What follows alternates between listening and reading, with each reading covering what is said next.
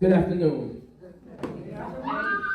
Before I start, I want to first give thanks unto God. That's the first person. The second person I want to give thanks is my parents, my mom. After my parents, I want to give thanks unto my grandparents that are here supporting me as well, and then my cousins over here as well. So I want to thank my support. And then next, I want to thank someone that I wouldn't be today without them, and that's my beautiful girlfriend. And last but not least, I want to thank someone who saw something in me that at the time I didn't see in myself.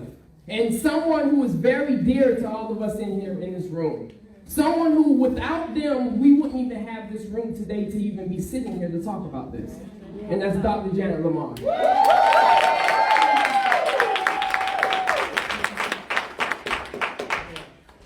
Now, I'm going to be honest with you. When I figured out that I was going to be the speaker of tonight, I kind of was really, really nervous.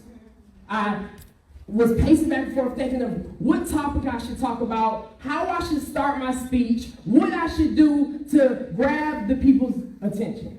And mind me, I went through 1, 2, 3, 4 different speeches, switched it up, ripping pages. And just yesterday, I paused for a second and I thought, and I said, Alex, why are you trying to think on how to grab their attention when it's your normal self, that's what you do. You grab people's attention. But when you grab people's attention, you don't think about doing it. You just be yourself and you do it. So I paused and I said, okay, I have to think of it on a different aspect. Well, just be myself. So I thought and I figured like, okay, what can be my title? And I think the number one thing that I figure is important to me, and I noticed once I noticed this, a lot of things went different about my dreams. And the title of my speech today is, Your Dreams Cannot Come True Without You.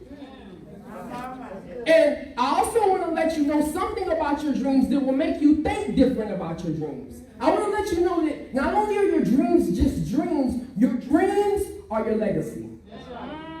And I put S at the end of dreams because I feel some people, when we're young, they ask us, what is your dream? No, we have more than one dream.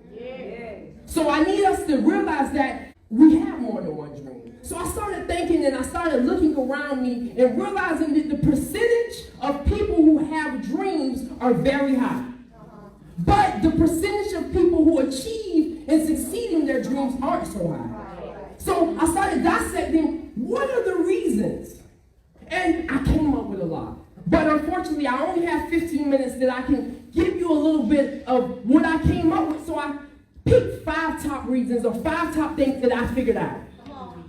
Number 1 is fear. I feel as if fear in so many ways messes us up and we don't even know it. We're scared of what people say. We're scared of what people might think. We're scared of what might happen if things don't go right. So I'm going to share a story with you that I heard and it made me think differently about fear. And the story goes a little bit something like this. There was this man, this very old elder. He was known to be one of the wisest men in town, in this village. This was a man that knew certain things that a lot of people didn't know. This man, they say, he used to dream all the time. You know, some of us, we have dreams every 3 nights or sometimes we don't remember them. But this guy had dreams every single night.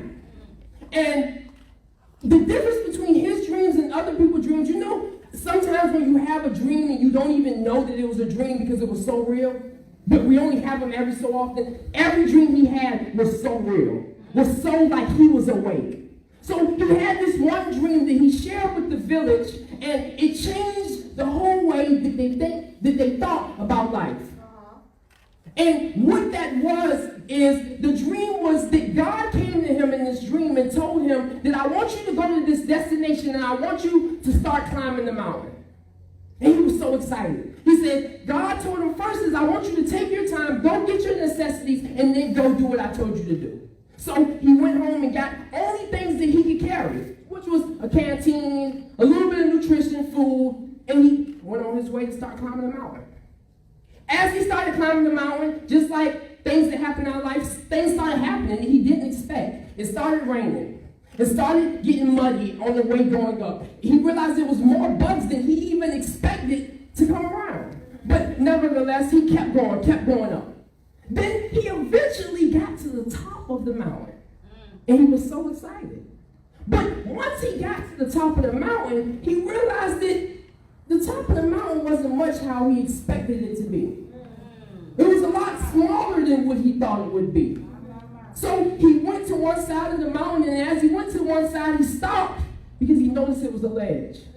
He's like, okay, I can't go that way. So he went to this way, and then he stopped again. He's like, dang, I thought the top would be a lot bigger, but then he went to this side, and he started realizing, well, I have nowhere to go. I can't go down because it's so steep going up that I can't just walk back down. So he looked up to God, and he said, God, now that I'm at the top of the mountain, what to do now? And God looked down at him, and he said, jump. And he looked back just like any one of us would do, and he was like, jump? What do you mean, jump? That's foolish. That makes no sense to come up this high and then jump. And he thought, he's like, God, I'm scared. And he really ignored God. So he went some more days trying to figure out how he could do it himself without jumping because he was so scared to jump. And then as time went by, just like with us, life started getting a little bit harder. He started getting hungry. He started needing more water. So now he's to a point where he's on his knees. He's crying. He's weeping. He's getting weak. And he looks up to God and he says, God, why would you tell me to jump if you know that if I jump, that might kill me? And as he asked God that, God looked back down at him laughing and says, son, if only you realize that I'm just telling you to jump because that's the first step in order for you to fly. So I tell you that today because I feel as if a lot of us are on the edge in life. And we feel as if we don't want to do the next step because we're scared. But I promise you, if you just take that one step and you just jump, you'll realize, dang, how much you need that to be done so you can start flying. Yeah. Number 2, I noticed that what messes us up in life is we take life for granted.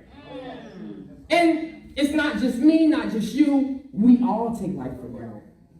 And I did a little bit of research, and I felt as if more people wake up complaining and talk about what's not right in life than people who wake up and are thankful and don't think how life could be so much worse. So I'm going to give you a fact that I stumbled across and I found that helped me wake up every single morning a little bit different. And what that is 65 million people die in the world a year. If I break it down to a day, that's 178,000 people a day. If I break it down to an hour, that's 7,425 people an hour. Now, if I break it down to a minute, that's 120 people a minute. So therefore, more people die than are in this room a minute in the world.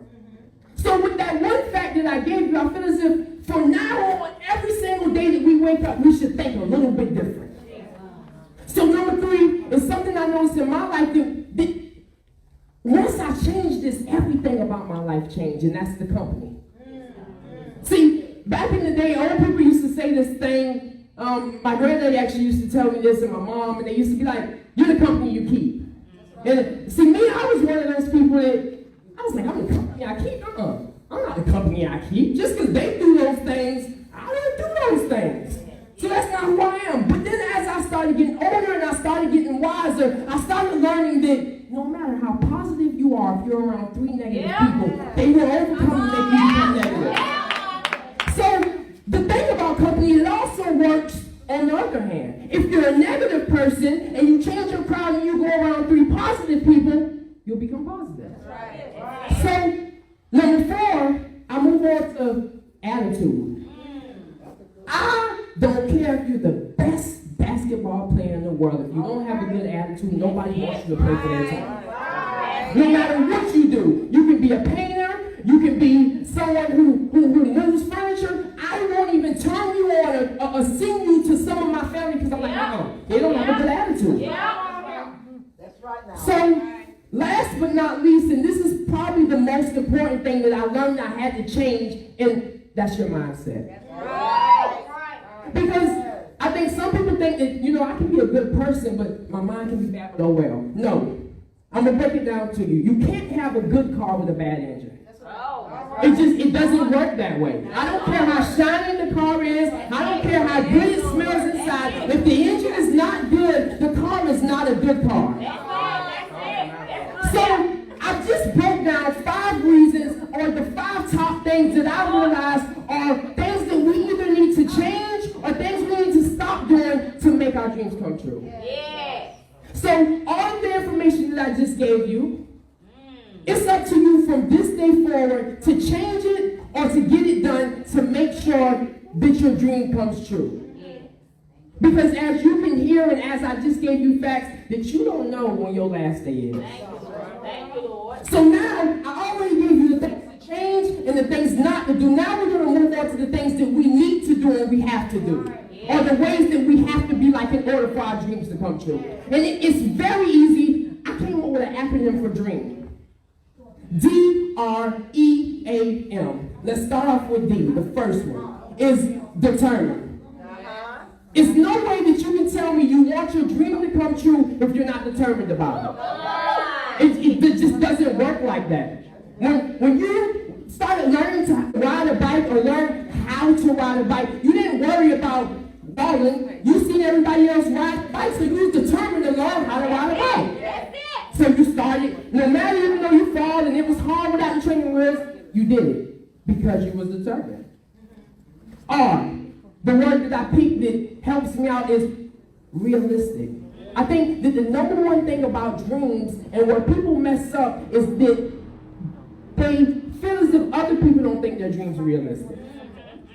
And I want to let you know today, all that matters is that you think your dream is realistic. Yes. There are so many dreams in the world that have come true that people laughed at them. And I'm going to name a few so you can think on it and be like, dang, if I was born maybe 100, 200 years ago, would I be one of the people who would laugh? Or one of the people who was like, oh, it can happen? So let's say going to the moon. 200, 300 years ago, going to the moon sounds absurd. But as you can see, it's happened. So let's say airplanes. Once upon a time, people thought, airplanes? You mean to tell me you believe that people can start flying across the world? People laughed at it. But it happened. So E, for what I picked for E is everything. I noticed that for me, if your dream is everything to you, it can come true. And when I say everything, I mean it means more to you than food. It means more to you than sleep. You can't tell me that, well, my dream means a lot, but I'm tired right now. I need to go to sleep. It don't work like that. If you want it to come true, you have to realize that, tonight I might not get no sleep. I might go hungry. My stomach might tumble, but I really want my dream to come true, so I'm going to make sure that my dream is everything to me. For A, the word that I came up that I learned is aim.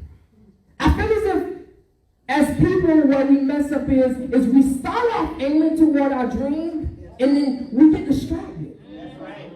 We start letting other things, other people, just stuff that don't matter turn us off. So if our dream is in that direction, the only way that I can get in this direction is if I aim to get in this direction.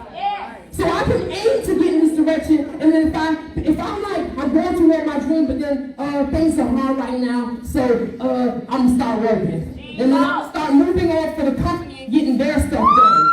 And now instead of getting stuff done for the company, the kids are being bad, so I got to worry about them. So what ends up happening is so many things in life end up happening that we even forget where we're aiming. So as long as we wake up every single day and aim toward our dream, I promise you, your dream can come true. And then last but not least, what I found changed me and changed my dreams and changed making my dreams come true easier is motivate. Yes, God. Yes, Man, if your dreams can't motivate you, I'm sorry to let you know you're in trouble. If you don't feel motivated whenever you even talk about what your dreams are, then you might need to switch the topic and switch your dreams, because that's not what it is. So I just broke it down 5 things that's determined, that's realistic, that's everything, that's aim, and that's motivated. So I just gave you the best of both worlds. I gave you the things that you don't need to have, or the things you need to change, and I also gave you the 5 things that you do need to have, or what you must do in order to make them come true. So with those 2 sides I just gave you, that's very important. But what is more important than those 2 things is you. I can talk up here until I'm blue in the face, and it doesn't matter unless you believe it. Because I can't tell you about you, but I know for sure I'm good. I know I'm great. I know I'm going to be great. So I want you to think of every single word that I told you today, everything that I told you, and really think on it. And realize that, you know what? I got to start changing some things if I want things to change. So there's a verse in the Bible, and it goes a little something like, where there is no vision, the people will die. And before I leave, I want to ask one question that will stick to your mind, and I want you to think of every single day that you wake up that might change something. I want to ask you, what are you going to do with life while you're alive that will matter when you die?